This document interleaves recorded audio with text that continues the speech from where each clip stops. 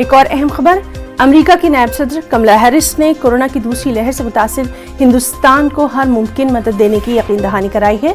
कमला Harris ने साफ तौर पर कहा कि हिंदुस्तान ने वबा की शुरुआत में हमारे मुल्क की मदद की थी, अब हम हिंदुस्तान की मदद के लिए पुरज़्म तरीके से खड़े हैं। कमला हैरिस ने कहा कि हिंदुस्तान में कोरोना और अमवात में इजाफा दिल दहला देने वाले वाकयात से कम नहीं है। कमला हैरिस ने कहा कि 26 अप्रैल को सदर जो बाइडेन ने हिमायत की पेशकश करने के लिए वज़ीर-ए-आज़म मोदी से बात की थी। 30 अप्रैल तक रियासत-ए मुत्तहदा अमेरिका के फौजी अरकान और शहरी ज़मीन पर राहत दे रहे थे।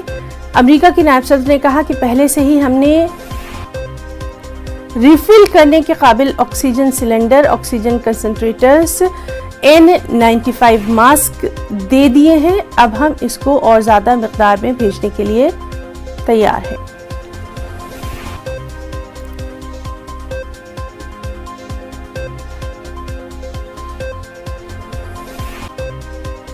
बीएसपी सुप्रीमो मायावती ने माइग्रेंट मजदूरों की नकल मकानी पर सवाल उठाए हैं।